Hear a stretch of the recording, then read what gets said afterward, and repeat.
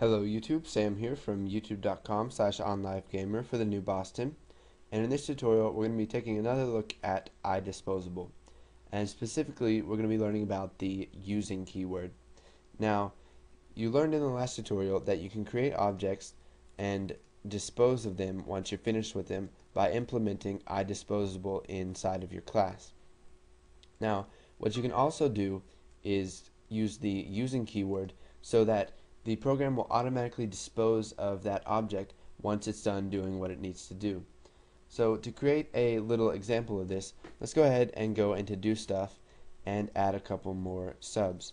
So public sub, let's see, show more messages, and we'll just type message box. This is a message, and we can go ahead and copy that a couple more times. Okay, so now we'll come back into form1.vb and we will delete all of this code that we have right here. And what we can do instead of creating a new object by using the dim keyword, we can go ahead and type using. You can see that the description says a using block does three things. It creates and initializes variables in the resource list, it runs the code in the block, and it disposes of the variables before exiting. So it pretty much just does what it needs to do and then gets rid of everything after it's done. So let's go ahead and set a name for the object of do stuff that we want. So let's just call this one my do stuff and then we're going to use the new keyword. So we actually create an object in the using block. So as new do stuff. And now what we're going to do is we're going to hit enter, and you can see that it adds the end using for us. So we can type my do stuff dot show message, and then we can go ahead and run this, and you can see that when we click show message it says this is a message, and then once we click OK, the compiler will know, or your program will know that it is done using my do stuff, and it will get rid of it. So we can also add more code in here. So my do stuff dot show more messages.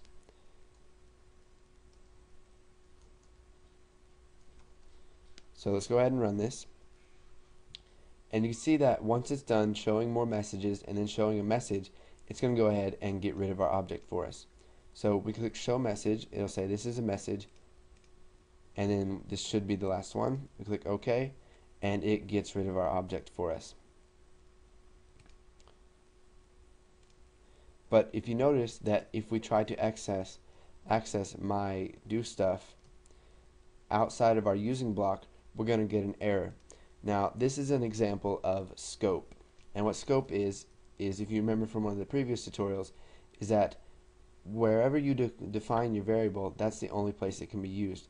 So if I define a variable inside here as string, if I try to access that outside of this sub right here, I'm going to get an error because it is only allowed to be used inside of this sub right here. And the same applies for the using block. Whatever you are using right here can only be accessed inside of the using block, and then once it's done with it, it gets rid of it and you cannot access it anymore. So go ahead, you can practice using the using keyword.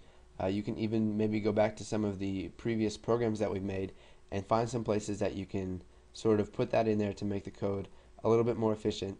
And then once you do that, go ahead and move on to the next tutorial, and we will be learning more about iDisposable. So thanks for watching.